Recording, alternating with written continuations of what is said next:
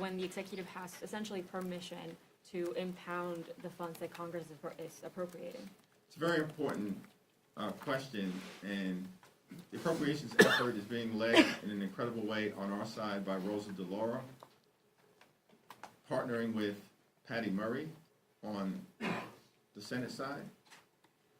And House and Senate Democrats have been clear, including in our conversation with President Trump on Monday, that we want to reach an agreement in good faith to make sure that the government is funded and that we do it in a way that lifts up the quality of life of the American people.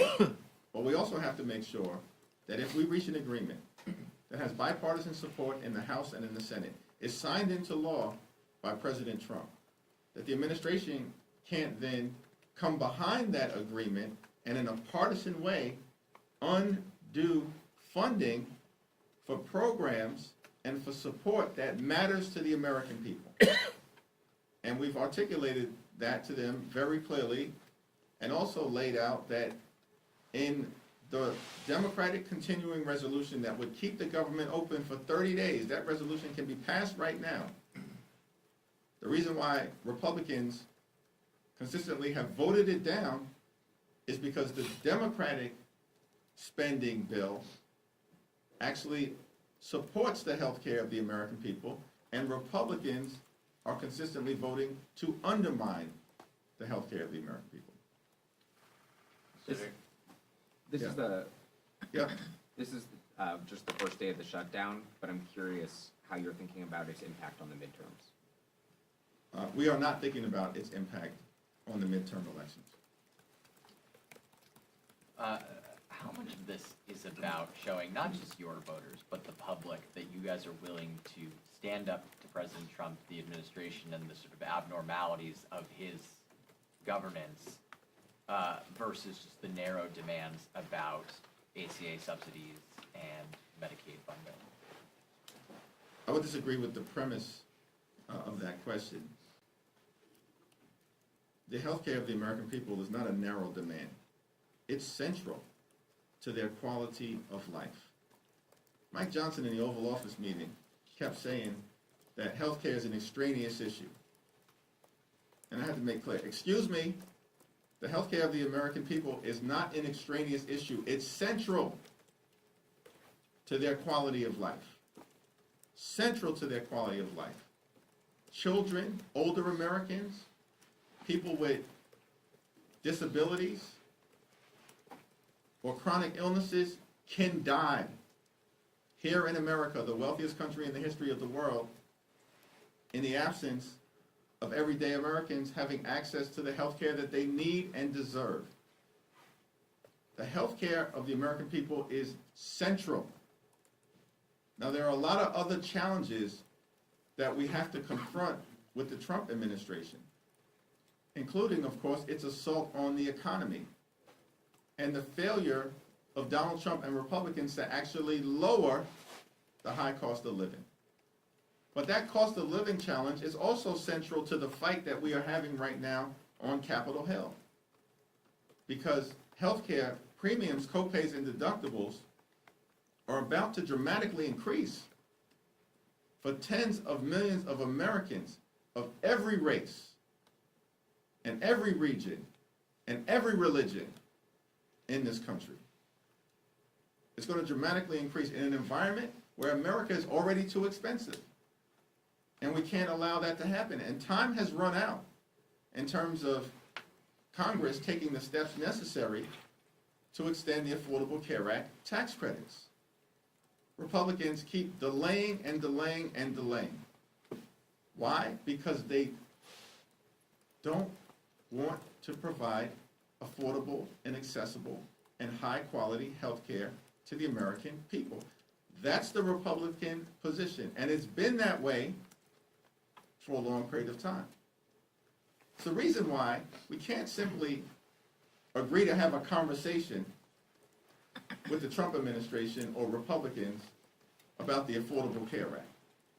Because why in the world would we trust these people, particularly as it relates to the Affordable Care Act, when they've been obsessed with killing Obamacare for the last 15 years? And because the American people have aggressively pushed back, they failed repeatedly. But that hasn't stopped them from continuing to try. Thank you, Leader Jeffries. Just curious, you mentioned the words unconditional surrender earlier. Is that what it would take to end this shutdown? Is it the Democrats' funding version or nothing? And I know there was a Times Siena poll released a couple of days ago that said Democratic voters don't want Democrats to participate in a shutdown. Do you have the support from constituents for a long, prolonged shutdown, if that's what it takes? We have support from the American people as it relates to defending their health care. I mentioned the words unconditional surrender in the context of taking us down memory lane related to what happened in 2013, what happened in the 1990s, and what happened in 2018 and 2019. We're not interested in achieving any political result here.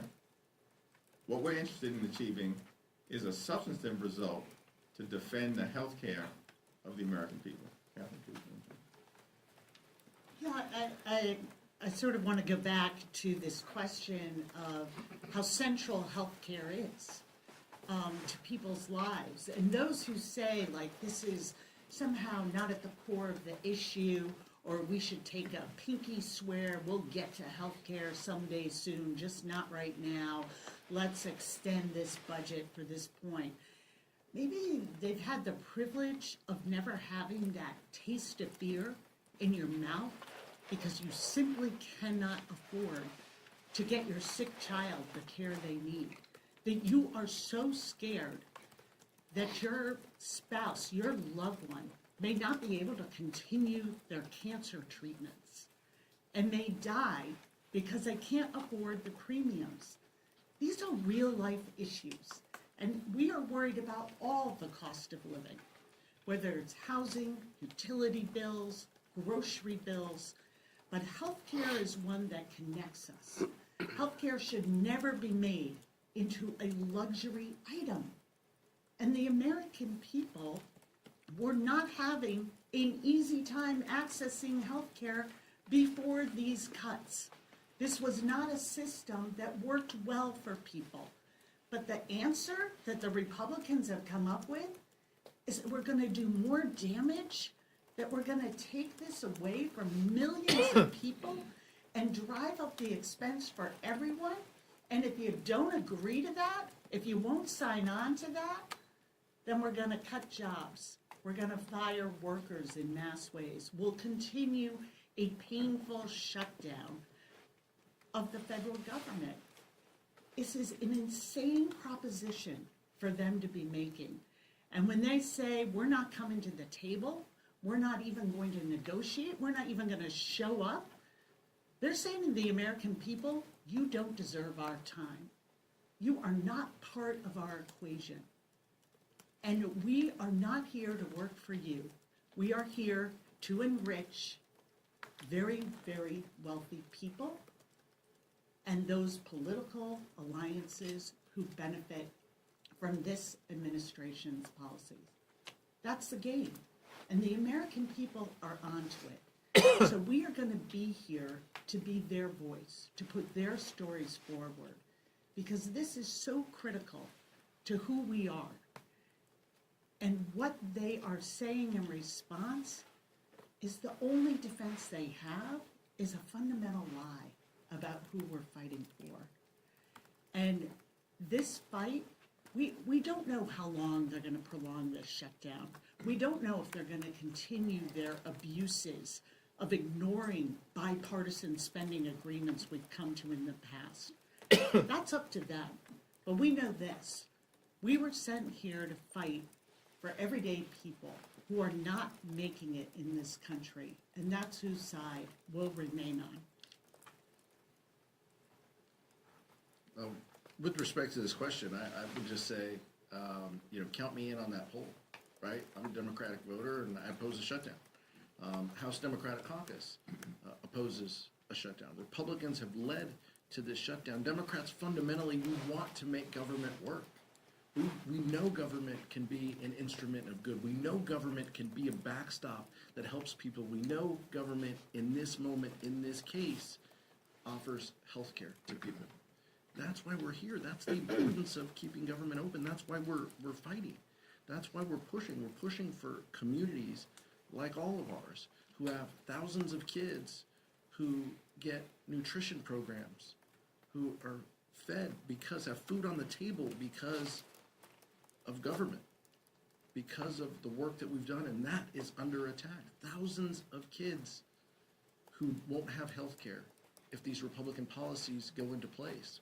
That's why Democratic voters and the Democratic caucus and Democrats around the country don't want shutdowns, because we believe that government can be an instrument of good. It is a long-held belief that it can. We want to ensure opportunity for our kids, and we just know, is what Clark said, America is too damn expensive.